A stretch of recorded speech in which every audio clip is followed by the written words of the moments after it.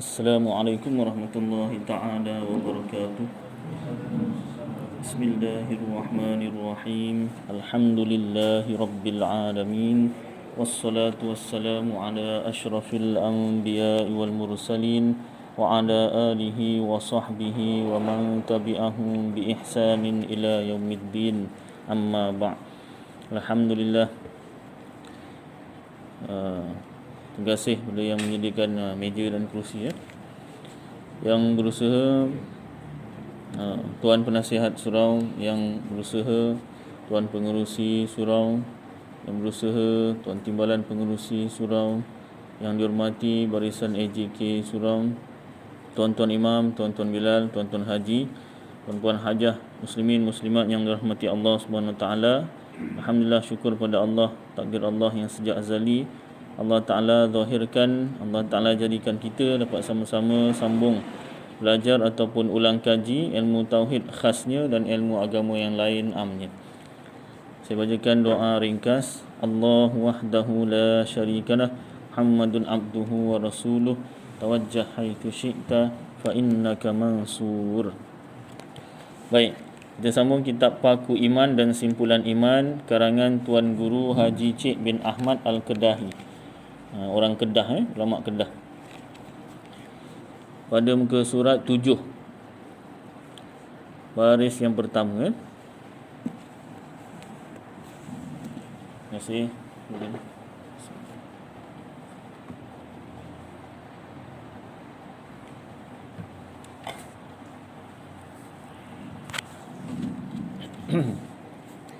Dan keduanya, ni masih lagi bab hukum akal.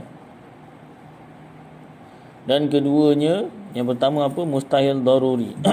Mustahil akal daruri, artinya tiada berhajat. Kalau muka surat 6 yang lepas, pertamanya mustahil itu terbagi kepada dua bahagi.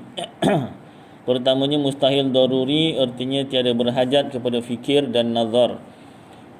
Mustahil akal yang senang ataupun yang mudah. Mustahil tu maknanya tak boleh diterima akal pada pendapatnya. Seperti sunyi jirim. Jirim daripada gerak dan diam. Jirim tu objek lah. Objek, contohnya pen yang pada tangan saya ni, saya cakap pen ni dia tak diam dan dia tak bergerak. Tuan-tuan boleh percaya tak?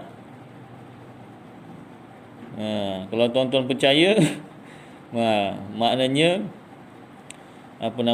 salah lah. Tuan-tuan tak akan percaya punya. Pen ni saya kata dia tak diam dan dia tak gerak. Mana boleh ustaz? Tak boleh. Saya kata iya, memang pen ni tak diam dan tak bergerak. Dia diam pun tidak, bergerak pun tidak ustaz. Mungkin ustaz perlu, yalah maklumlah PKP kan.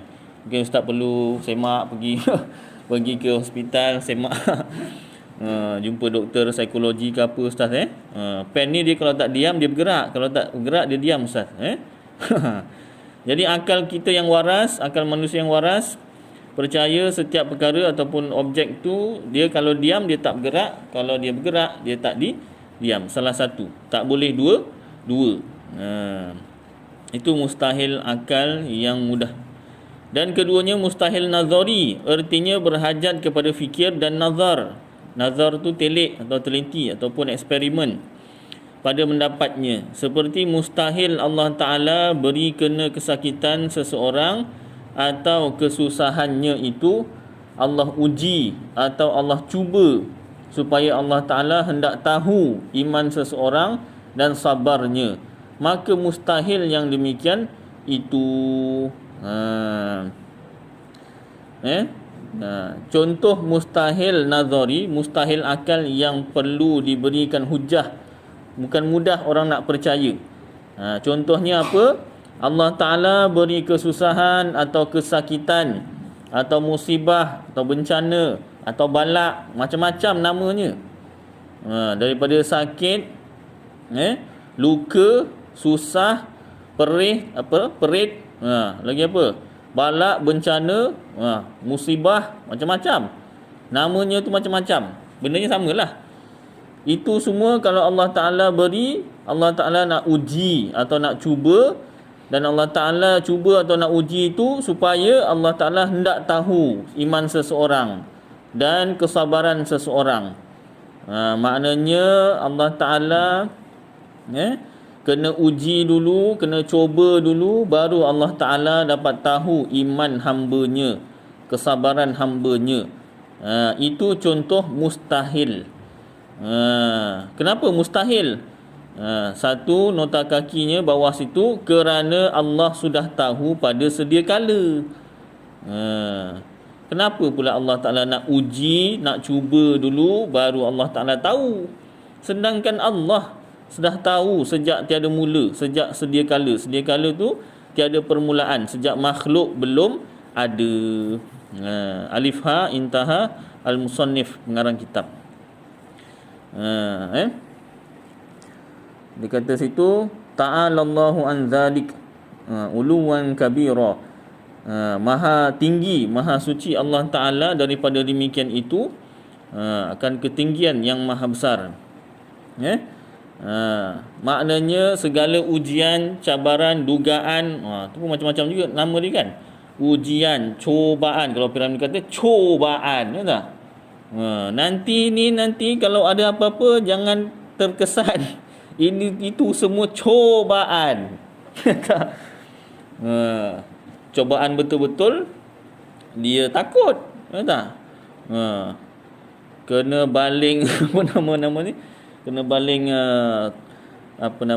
gayung besi, nak bocor kepala, cobaan.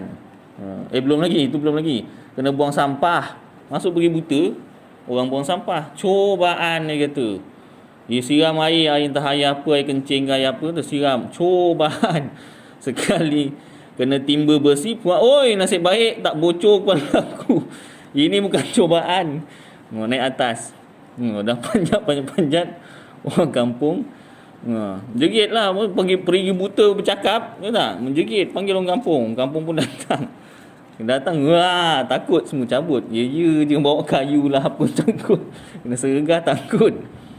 Yang nyergah kucing jatuh, dia pula takut. Memang penakut semua. Ceritanya kan. Baik, cobaan tu si seorang cobaan. Seorang lagi rumah kosong kena cobaan. Seorang lagi kat kubur cobaan. Yang betul-betul punya cobaan, takut balik rumah semula, rumah tok guru. Bila dapat cobaan yang apa nama ni, satu lagi tu gurunya sendiri cakap, ini bukan cobaan, ini betul-betul cobaan. Ya Allah. Itu memang betul-betul lah. Itu kalau murid macam tu, bodohnya tak boleh diajar, pandai tak boleh diikut.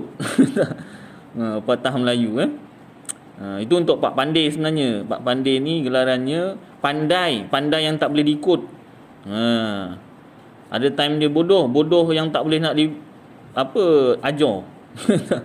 Na'udzubillahi min zalik. Minta lindung kita kepada Allah daripada demikian itu. Baik, jadi segala jenis cubaan, dugaan, cabaran dan sebagainya, itu Allah Ta'ala beri bukan untuk Allah nak tahu keimanan seseorang atau Allah Ta'ala nak tahu kesabaran seseorang, bukan. Allah Ta'ala uji, Allah Ta'ala cuba, Allah Ta'ala duga supaya Allah Ta'ala nak zahirkan, nak tunjukkan kepada makhluk yang lain. Ketika mula-mula dulu Allah Ta'ala nak ciptakan makhluk manusia dekat dunia, malaikat tanya pada Allah Ta'ala, ya Allah, engkau nak jadikan makhluk yang akan merosakkan bumi, yang akan menumpahkan darah kat bumi?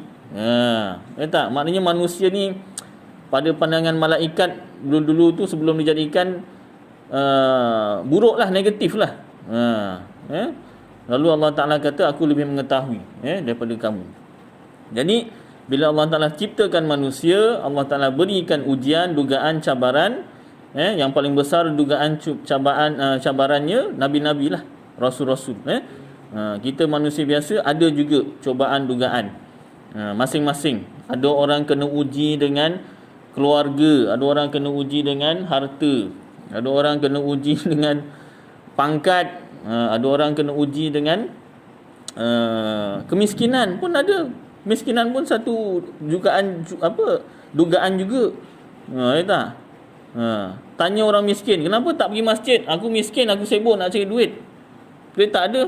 Orang miskin sibuk cari duit, cari harta. Alasannya lah. Tanya orang kaya kenapa tak pergi masjid? Aku harta banyak sangat nak jaga. Nanti tak jaga hilang. Dah banyak harta, nak jaga harta pula. Tanya orang sihat kenapa tak pergi masjid? Tak tahu apa alasannya. Tak pandai pula nak fikirkan. Orang sakit memang saya sakit. Macam-macam. Kalau itu orang Melayu kata nak 1000 dah daya, tak nak 1000 dalih. Apa keadaan pun kalau nak 1000 daya, tak nak 1000 dalih. Adalah alasan tu, pandai nak mikirkan tu kan. Baik. Jadi ujian dugaan yang Allah Ta'ala berikan pelbagai bentuk. Yang penting kita dapat meneruskan ibadat kepada Allah Ta'ala. Kalau ada yang menghalang ibadat kita dengan Allah Ta'ala, itulah dugaannya, cobaannya, cabarannya. Jangan kita ingat dugaan cabaran tu cuma kekayaan, kesihatan, pangkat dan sebagainya. Tidak. Kadang-kadang kemiskinan pun itu satu ujian. Kesakitan tu pun satu ujian. Sihat. Sihat tu pun satu ujian.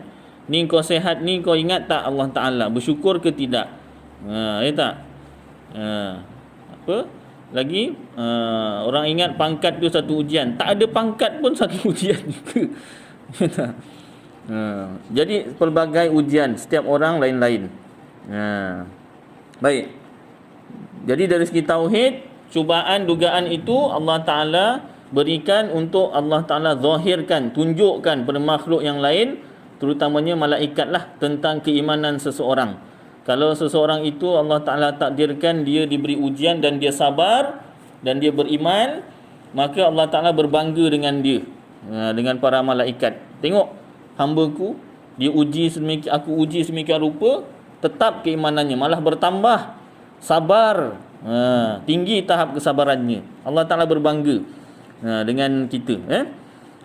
Tapi kalau satu orang tu Allah Ta'ala uji, dia Allah Ta'ala takdirkan tak beriman ataupun tak sabar, maka Allah Ta'ala tunjukkanlah pada manusia, pada makhluk yang lain, ini hamba-Ku, dia diuji sedikit tapi tidak beriman ataupun tidak sabar. Itu dari segi tauhid. Dari segi syariat, Allah Ta'ala uji, Allah Ta'ala beri dugaan itu supaya kita redha dan sabar. Redha dan sabar. Yang terutamanya sekarang ni COVID-19 lah.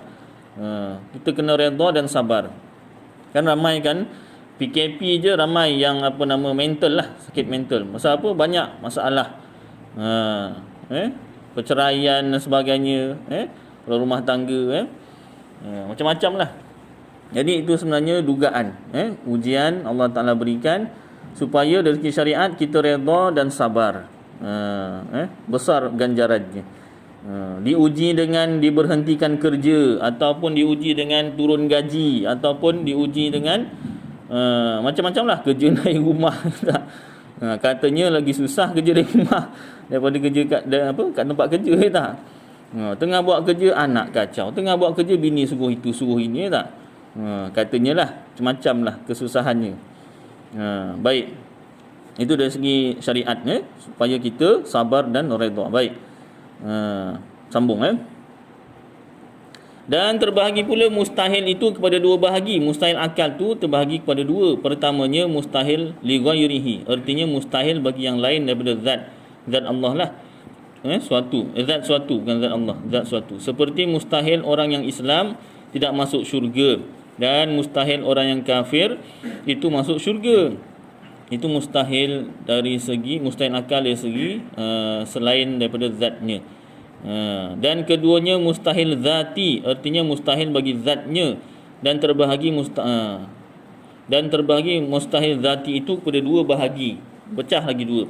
Pertamanya mustahil zat mutlak, artinya mustahil bagi zatnya semata-mata dengan tiada ada kaitan, seperti mustahil tiada Allah Ta'ala. Itu mustahil yang mutlak, tak boleh diterima. Allah Ta'ala tu tak ada, tak boleh, akal kita tak akan terima. Ya. Dan mustahil boleh habis bilangan sifat kesempurnaan Allah Ta'ala. Itu pun mustahil zat mutlak. Akal kita tak terima sifat-sifat kesempurnaan Allah tu habis. Ada penghujung. Dan keduanya mustahil zat muqayyid, artinya mustahil bagi zat sesuatu diqayyidkan, seperti sunyi, jirim daripada gerak dan diam selama ada zatnya. Yang ini seperti tadi, pen tu tidak gerak dan tidak diam, itu pun mustahil, tak diterima akal. Mustahil apa? Mustahil zat muqayyid. Ini pembahagian dia. Maka tiada batal sembahyang mereka yang niat hendak memutuskan sembahyangnya dengan sesuatu yang mustahil pada akal. Seperti ia niat, aku hendak berhenti sembahyang apabila batu ini sunyi daripada bergerak dan diamnya. Dia masuk contoh hukum syariat, hukum sembahyang. Kalau satu orang dia sembahyang, dia niat nak putuskan sembahyang, nak berhentikan sembahyang dia dengan sesuatu yang mustahil. Contoh, kalaulah batu depan aku ni, entah batu apalah kan, batu bata ke, batu simen ke apa, dia tak bergerak dan tak diam, aku berhenti sembahyang. Benda tu mustahil, mana boleh batu tak bergerak dan tak diam. Dia mesti salah satu, tak diam dia bergerak, tak bergerak dia diam. Macam mana batu bergerak? Ya, orang gerakkanlah, atau gempa bumi dan sebagainya. Tapi kalau tak diam dan tak gerak, tak boleh, tak diterima akal. Mesti salah satu mesti ada. Biasanya batu diamlah, duduk diam. Kalau digerakkan ke, dibaling ke, ditendang ke, gempa bumi ke, bergeraklah. Salah satu. Jadi kalau dia niat nak batalkan sembahyang dengan sesuatu yang mustahil, tak batal sembahyangnya. Tapi kalau dia niat nak batalkan sembahyang dengan sesuatu yang tak mustahil, batal sembahyangnya. Walaupun bergantung. Ni nanti kalau handset aku berbunyi, aku berhentikanlah sembahyang, tak payah tunggu handset berbunyi, masa tu dah batal lah. Niat macam tu dah. Dia niat nak berhenti walaupun bergantung. Nanti kalau handset aku bunyi, ini takut, maklumlah businessman. Tak? Customer call tu penting tu. Sekali customer call tak angkat, terus lagi customer tak nak call lagi. Kan? Ini kalau customer call, aku nak berhenti sembahyang, sampai habis sembahyang tak ada customer call pun, tapi tadi tu masa awak niat tu dah batal lah sembahyang awak. Macam tu. Baik, sambung. Soal, apa makna ugama? Ni bahasa lama, ugama. Jawabnya, agama tu apa agama? Agama lah. Ialah agama tu apa? Makna ugama itu ialah perhimpunan sekalian hukum-hukum syarak yang dihantarkan dia, disampaikan dia oleh Allah bagi segala hamba-Nya yang mukallaf. Mukallaf tu yang wajib menanggung dosa pahala atas khabar Rasul-Nya, khabar cerita ataupun penyampaian Rasul-Nya, daripada suruh dan tegah, suruhan, tegahan, seperti iktikad. Contoh ajaran agama apa? Hukum-hukum agama, iktikad, kepercayaan, keyakinan dalam hati. Itu yang mula-mula sekali. Dan yang mula-mula juga akan ditanya di alam kubur. Ada orang kata pertama sekali akan ditanya ialah sembahyang. Betul, tapi itu dekat mana? Dekat akhirat, di padang mahsyar. Sebelum pergi padang mahsyar, kita pergi mana dulu? Padang mana kita pergi dulu? Padang bawah tanah tu. Kubur soalan yang pertama bukan sembahyang. Kubur soalan pertama iktikad. Siapa Tuhan kamu? Ma rabbuka. Soalan dah bocor dah. Ya tak? Pak Imam setiap kali ada orang meninggal ke bumi itu dah talqin, dah bocor soalan. Ma rabbuka, siapa Tuhan kamu? Ya tak? Iktikad tu, kepercayaan, keyakinan. Kalau betul keyakinan kita kepada Allah Ta'ala, maka dapatlah jawab. Kalau tak betul, tak dapat jawab. Tak betul keyakinan kita. Walaupun kita orang Arab, ditanya bahasa Arab pun tak akan dapat jawab kalau keyakinan kita salah. Jadi nak betul keyakinan tu macam mana persediaan supaya dapat menjawab soalan ma rabbuka tu, Allahu Rabbi, jawapannya nak jawab tu kena pastikan iktikad kita, kepercayaan kita, keyakinan dalam hati kita terhadap Allah Ta'ala betul. Macam mana nak tahu betul? Kitab, melalui kitab. Sama dengan kitab, betul lah. Tak sama dengan kitab, ada masalah. Mungkin salah. Saya tak kata terus salah. Mungkin salah. Tapi peratus kesalahan tu mungkin 99.999. Jadi kenalah berpandukan kitab. Seperti mana kita sekolah dulu, peperiksaan, ujian, bukan peperiksaan besar-besar, ujian sekalipun mesti cikgu nak nanda soalan ujian tu mesti ada skema jawapan. Cikgu mesti sediakan. Kenapa? Manusia kadang-kadang tersilap. Kadang soalan nombor 1 dengan soalan nombor 2 tu hampir sama.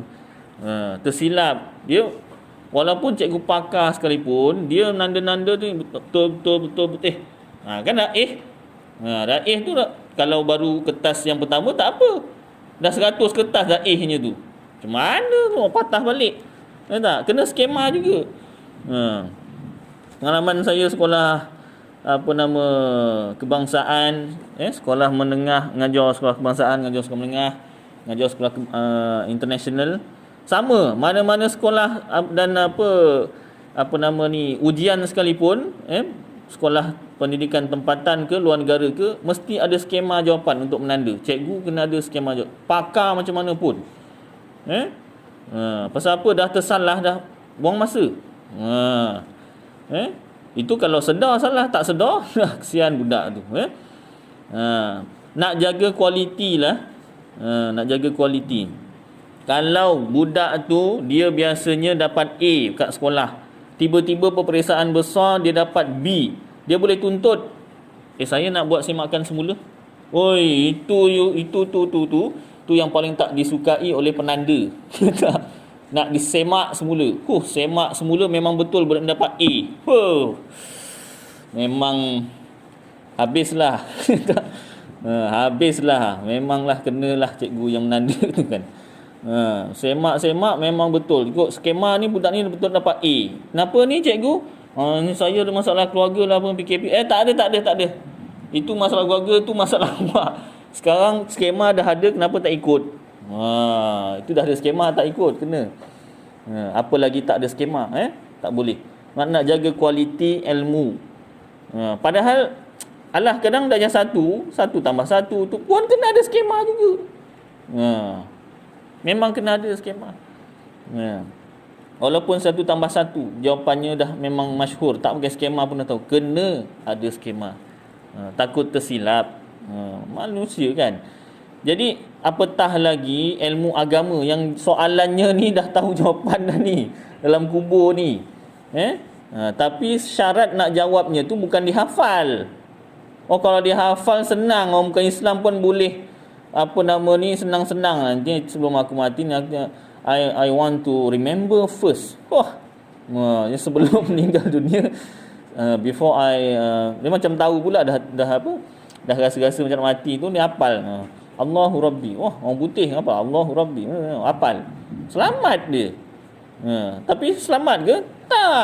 Tak selamat. Dia bukan dengan hafalan. Dia dalam keyakinan dalam hati. Kalau betul keyakinannya, betul lah. Salah lah.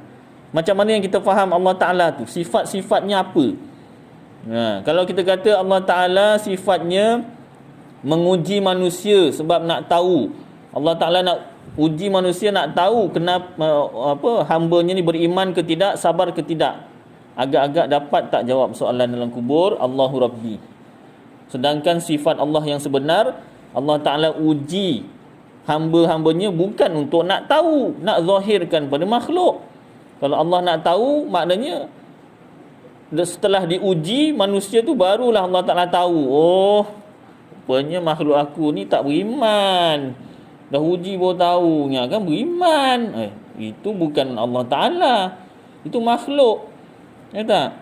Kita manusia diuji, beri ujian, peperiksaan, baru tahu. Kat sekolah pandai jawab, cikgu tanya apa, jawab semua, betul jawab. Tanya faham tak? Faham tak? Faham. Periksa, fail semua. Ini bohong ni. Masa kat kelas tanya faham semua. Dia faham tu bukan faham betul, pasal nak habiskan cepat. Dia kalau tak faham kan cikgunya ngulang bab yang sama aja sebulan. Ya tak? Baik. Jadi bukan dihafal jawapan dalam kubur tu Baik. Dengan keyakinan yang betul. Nak pastikan keyakinan betul sama dengan kitab. Jadi macam mana caranya? Belajar berkitab. Baik, sambung. I'tiqad dan ibadat. Hukum-hukum syarak tu tadi antaranya i'tiqad dan ibadat, penyembahan pada Allah Taala, dan muamalat, hubungan jual beli dengan manusia lah, dan munakahat, nikah kahwin, cerai, kena belajar. Muamalat pun kena belajar, jual beli yang halal, jual beli yang haram. Ada jual beli yang halal, ada jual beli yang haram. Contoh muamalat paling simple, setiap orang dekat Malaysia lah biasanya lah ada buat loan. Tak? Siapa sekini dekat Malaysia, dekat sini yang berani angkat tangan, saya tak pernah buat loan. Baguslah. Ada juga, mungkin adalah. Takkanlah tak ada mesti ada tak pernah. Saya tak pernah buat loan, ustaz. Rumah saya cash, ataupun rumah memang daripada mak bapak saya kan, tanah pusaka. Kereta pun saya dapat dari bapak saya ataupun beli cash. Motor semua saya beli cash, ustaz. Tak, semua cash, tak ada loan. Alhamdulillah, hidup tenang aja. Tak ada hutang langsung. Baik, hutang. Kalau loan bank ada interest tak? Ada. Bank paling banyak interest RHB. Saya dah kena. Sabar je lah. Paling senang nak buat pinjaman, tapi paling tinggi interest. Sabar je lah. Macam tu lah. Bank paling kecil interest apa? Maybank, BSN. Tapi paling susah nak lulus. Itulah, inilah. Memang macam tu lah. Memang macam tu. Jadi kalau nak dapat loan yang murah, interestnya Maybank dengan BSN. Tapi memang susah. Syarat dia ketat sikit. Baik. Jadi loan. Loan tu bahasa Inggeris, bahasa Melayu pinjaman. Kalau bahasa agama apa? Dia sistem dia macam mana? Kita pinjam berapa? Loan tak ada masalah. Interest. Interest bahasa Inggeris, bahasa Melayu bunga. Cantik namanya, bunga. Bunga. Bahasa agama apa? Riba. Bagus, ramai yang tahu. Bagus. Kenapa sistem dia, kenapa interest panggil riba? Sistem dia macam ni, pinjam RM10, A pinjam pada B RM10. Lepas tu B cakap, nanti kau pulangkan balik jangan RM10 11. Alah sikit je aku ambil RM11. RM1 lah aku tambahkan. RM1. Yalah. Itu riba lah, RM1 tu riba. Yang RM10 tu modal dia balik tu kan, dia dapat. RM1 tu riba. Samalah interest. Kita pinjam nak beli rumah RM120,000. Sekali kena interest RM20,000 juga. Jadi total pinjaman dengan interest RM140,000.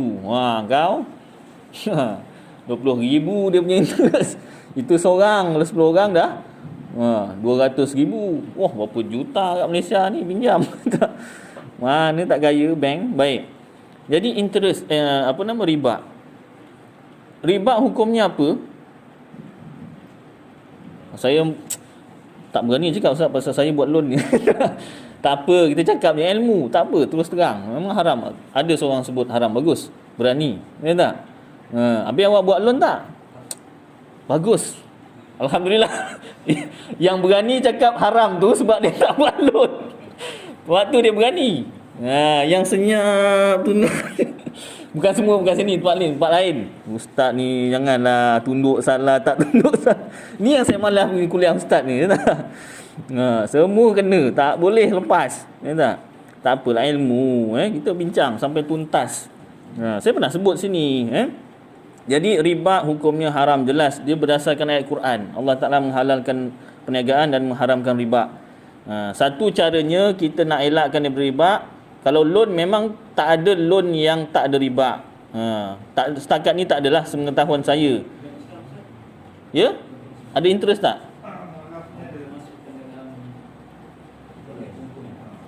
Itu saya tak pasti cara dia mengatakan maksudnya bukan riba lah.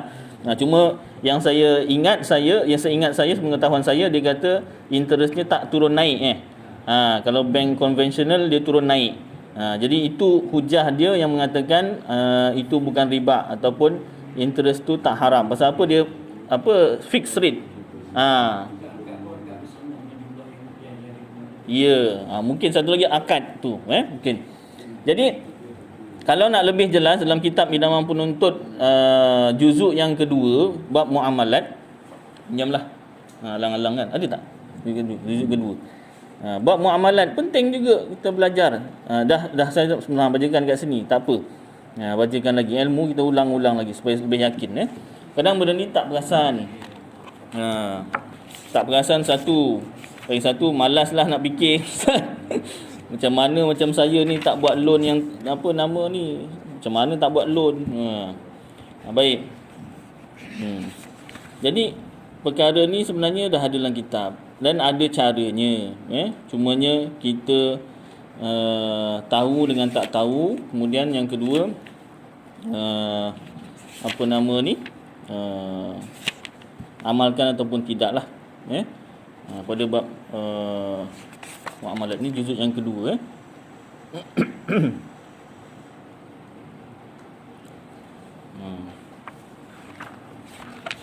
Daripada awal kalau tak silap. Baik.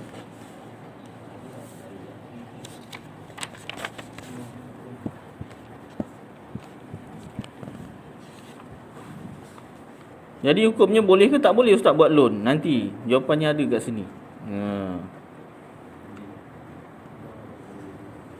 Saya ni memang tak boleh elak ustaz, memang kena buat loan. Ya. Kena cari juga tu. Kalau tak ni macam mana? Kalau tak boleh ustaz, semua orang tak boleh loan. Ustaz pun tak boleh loan. Tak boleh beli rumah, tak boleh beli kereta.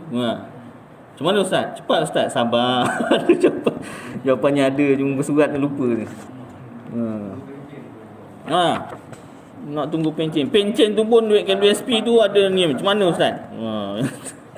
Itu bukan interest. Yang apa KWSP tu dividen. Bukan ustaz, bukan.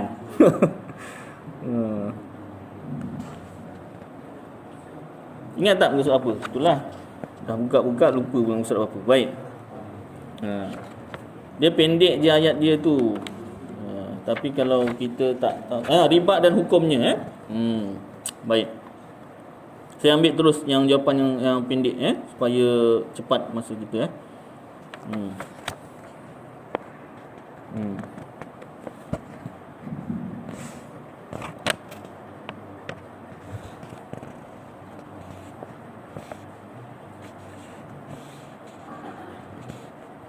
riba dan keharamannya. Memang bila sebut riba dan keharamannya memang haram lah. Dan kita pun faham cara riba tu macam memang interest tu memang riba lah. Jadi macam mana cara supaya kita tak makan riba? Adakah macam tadi jangan buat loan ataupun bagaimana?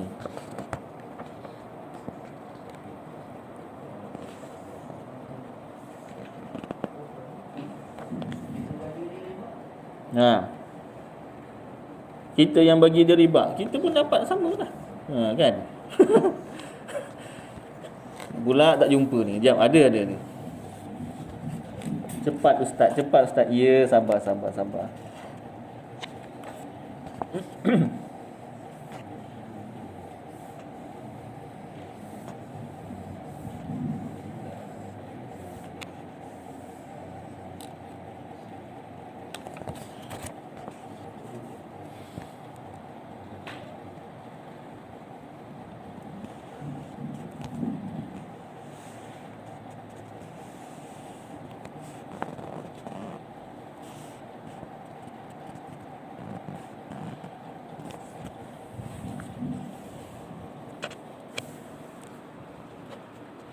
Baik, sementara saya cari ni, saya sebutkanlah yang saya ingat. Cara yang mudah yang untuk kita mengelakkan riba bukanlah kita tak buat loan. Caranya ialah riba tersebut atau interest tersebut kita niatkan sebagai hadiah atau kita niatkan sebagai hibah. Ya, alhamdulillah disebut hadiah atau hibah, jumpa terus. Muka surat 16. Muka surat 16 kitab Idaman Penuntut pada menguraikan yang kusud ilmu fikih. oleh Al-Haji Abdul Ghani bin Al-Haji Yahya. Beliau ni adalah pengarang kitab-kitab Suragama Johor. Dia ambil kitab ni daripada, rujukan kitabnya daripada 3 kitab. Satu Matla'ul Badrain, kemudian kitab Bujarimi Iqna, dan ketiga kitab Baijuri. Jadi muka surat 16 tentang riba, penggal yang kedua. Jadi bagi mengelakkan atau hendak berlepas daripada riba itu ada satu jalan, iaitu bayaran yang lebih itu, interest tu diberi dengan secara nazar. Satu nazar. Nazar ni maknanya berjanji dengan Allah Ta'ala. Ya Allah, kalau aku dapat beli kereta Viva ini, aku niat nak bayar lebih. Nazar. Atau hibah. Hibah ni bayaran semata-mata, beri pemberian semata-mata tanpa niat apa-apa. Ya Allah, interest ni aku niat hibah. Ataupun tak payah sebut interest. Duit lebih daripada loan yang sebenar ni aku niatkan hibah. Pemberian tanpa niat apa-apa, pemberian semata-mata. Atau hadiah. Hadiah iaitu pemberian untuk menggembirakan orang yang diberikan. Oh, yang menggembira. Siapa tak gembira dapat hadiah? Pinjam 120, jadinya 140, 20,000 hadiahnya tu. Siapa tak gembira tak? Jadi itu satu jalan. Niatnya ada 3. Sama ada nazar, janji dengan Allah Ta'ala, atau hibah, beri semata-mata tak ada niat apa-apa, atau hadiah, iaitu pemberian untuk menggembirakan orang yang diberi. Seperti dikatanya, disebut RM20 yang lebih ini nazar saya kepada anda.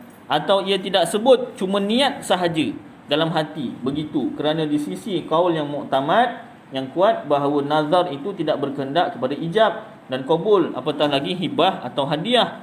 Ketika itu lepaslah dosanya kerana darurah. Nak tunggu bank yang tak ada interest bila? Semua berkait dengan bank dunia. Bank negara pun dunia, tak?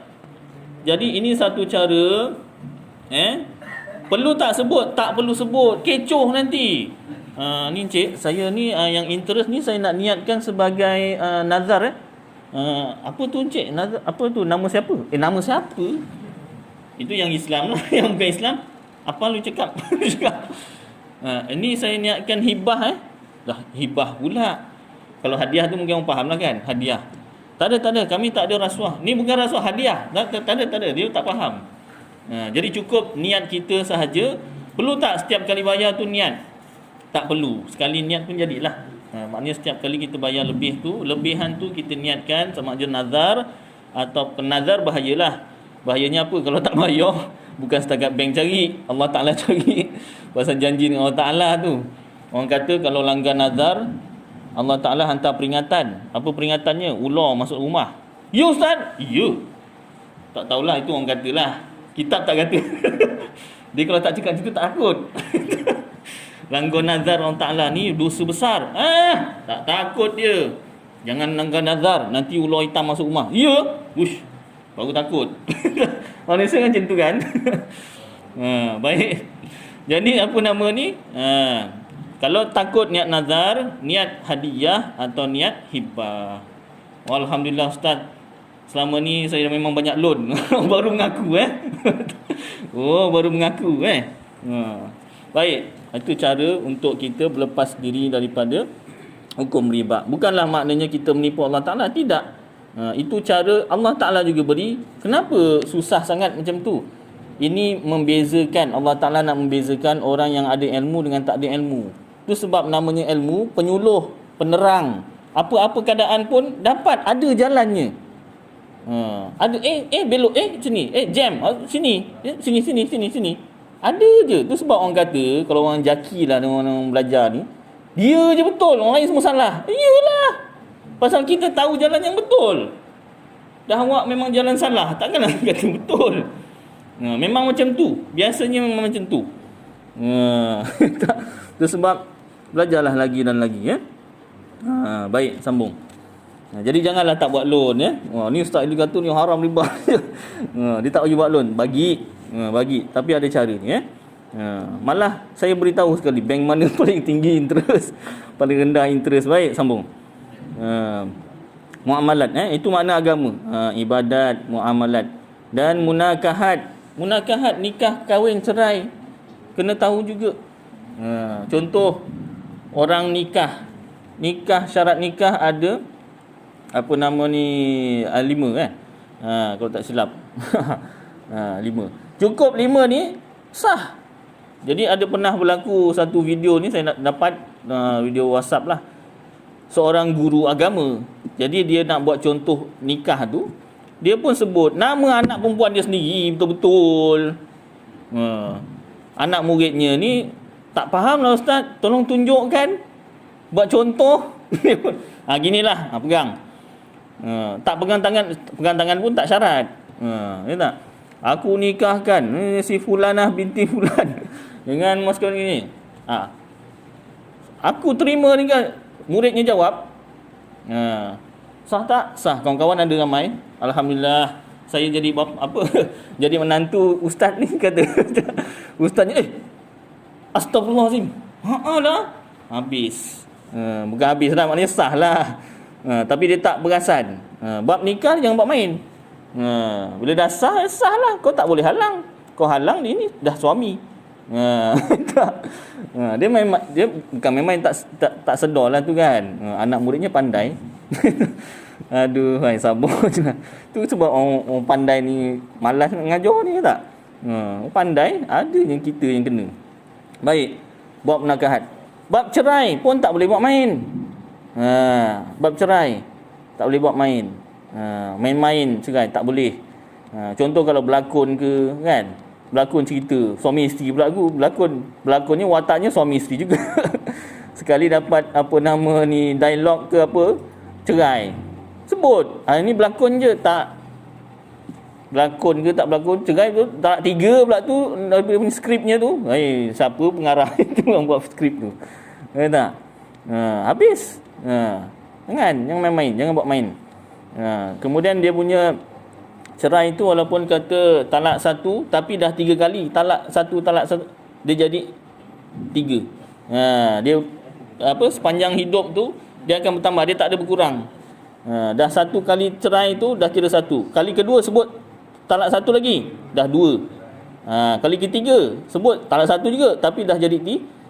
Kalau tak ingat lah ustaz, habislah. Awak tak ingat macam mana? Ya tak? Kalau dah talak 3, talak 1, talak 2 boleh rujuk. Rujuknya tu pun senang sebenarnya. Tapi kalau orang tak tahu, ya pergi jawatanagama. Pergi jawatanagama kenapa? Denda. Dendanya 2 kali. Pasal apa? Denda yang pertama cerai kat luar mahkamah. Ya tak? Yang kedua tak ada sekali je lah denda pasal tu kan, cerai luar mahkamah. Lepas tu baru dia beritahu lah rujuk kan. Yang sebenarnya sebagaimana senangnya talak tu, rujuknya pun senang. Pasal tak belajar, seram lah, takut lah dia kan. Talak 3, talak 3 memang Cina buta lah. Cina buta, apa ustaz? Cina buta lah istilahnya, Cina buta. Istilah tu tak ada Cina buta, tapi istilah tu tak ada. Tapi yang orang Melayu nak senangkan faham macam tu lah. Kenapa Cina tak tahulah kenapa. Tak.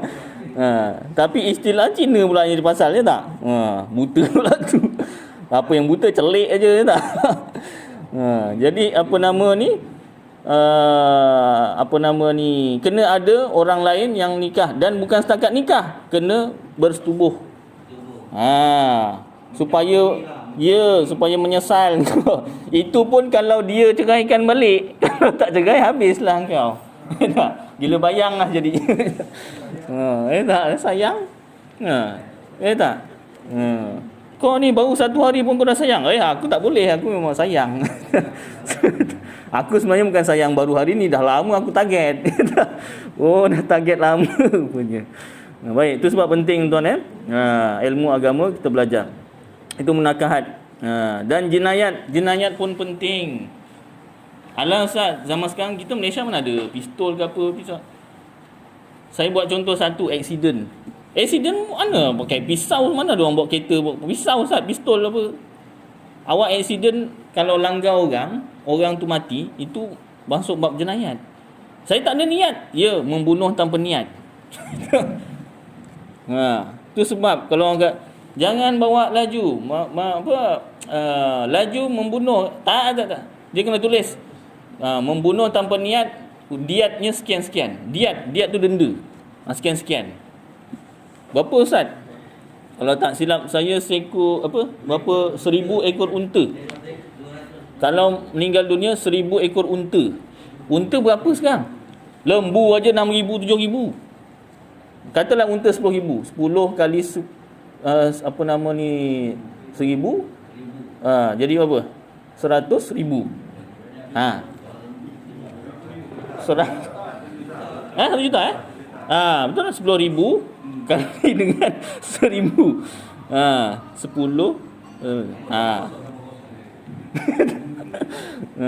Kira je lah. Tak? Saya bawa pengaruh dadak, tak kira. Kalau kat dunia tak kena, kat akhirat dia tuntut. Kau kemarin langgar aku kan? Aku duduk diam-diam dalam Honda, tunggu langgar aku buat apa. Tak? Honda Accord aku duduk diam-diam ni. Tunggu traffic light merah tu aku tunggu tak? Kau pergi sebat aku daripada tepi. Terpelanting kita aku. Kau tak bayar kan? Minta dekat akhirat. Kat akhirat tak minta duit, minta pahala. Habis. Tak? Jadi insya-Allah tuan-tuan, maknanya penting kita belajar ilmu lagi dan lagi. Lagi dan lagi. Kalau dah belajar kemarin surah agama, kita ulang kaji lagi. Jadi cukuplah kadar ni dah masuk isyak. Mudah-mudahan apa yang kita belajar baca bersama jadi manfaat untuk saya dan tuan-tuan, dapat kita amalkan dan sampaikan insya-Allah. Aku qauli hadza wa astaghfirullahal azim li wa lakum wa lisairil muslimina wal muslimat wal mu'minina wal mu'minat fastaghfiruh fa ya fawzal mustaghfirin wa ya najatat taibin. Wa sallallahu tabaraka wa ta'ala ala khairi khalqi sayyidina wa maulana Muhammad wa ala alihi wa sahbihi wa baraka wa sallam. Subhana rabbika rabbil izzati amma yasifun wa salamun alal mursalin walhamdulillahi rabbil alamin. Taqabbalallahu minkum.